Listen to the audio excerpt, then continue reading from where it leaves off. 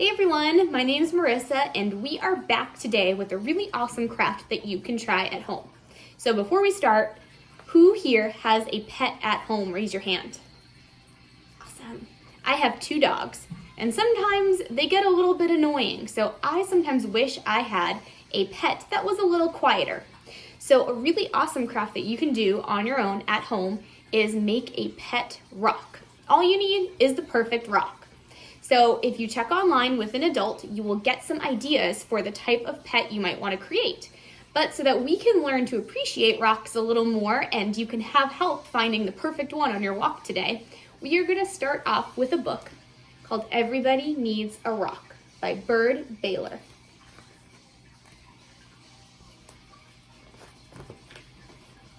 Everybody needs a rock. I'm sorry for kids who don't have a rock for a friend.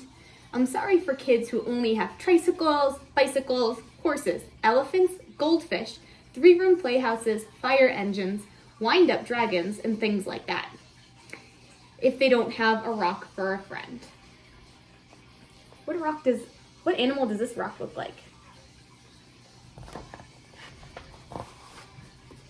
That's why I'm giving them, listen up, my own 10 rules for finding a rock.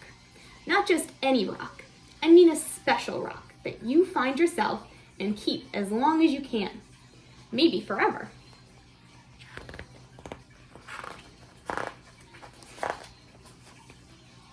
If somebody says, "What's so special about a rock?" Don't even tell them. I don't. Nobody is supposed to know what's special about another person's rock. All right, here are the rules. Rule number 1, if you can, go to a mountain made out of nothing but 100 million small, shiny, beautiful, roundish rocks. But if you can't, any place will do, even an alley, even a sandy road. Rule number 2, when you're looking at rocks, don't let mothers or fathers or sisters or brothers or even best friends talk to you. You should choose a rock when everything is quiet. Don't let dogs bark at you or bees buzz at you. But if they do, don't worry. The worst thing you can do is go rock hunting when you're worried. Rule number 3, bend over, more, even more. You may have to sit on the ground with your head almost touching the earth. You have to look a rock right in the eye. Otherwise, don't blame me if you can't find a good one. Rule number 4, don't get a rock that's too big. You'll always be sorry it won't fit in your hand right, and it won't fit in your pocket. A rock as big as an apple is too big. A rock as big as a horse is much too big. Rule number 5, don't choose a rock that's too small. It will only be easy to lose, or a mouse might eat it thinking it's a seed. Believe me, that happened to a boy in the state of Arizona once.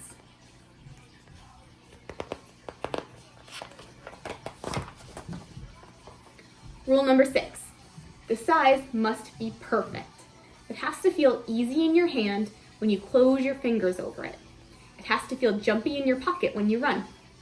Some people touch a rock 1,000 times a day. There aren't many things that feel as good as a rock, if the rock is perfect.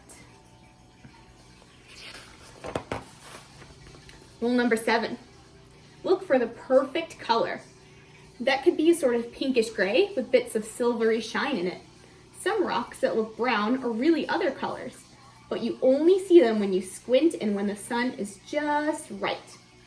Another way to see colors is to dip your rock in a clear mountain stream if one is passing by.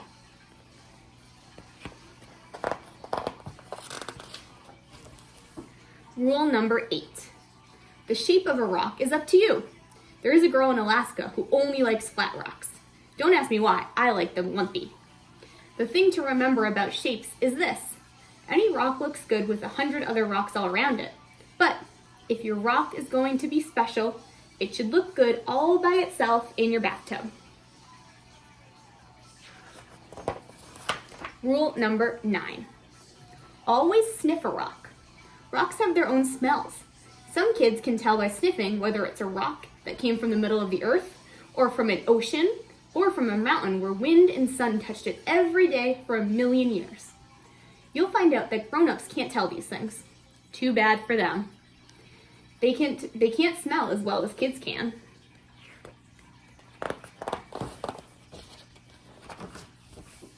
Rule number 10.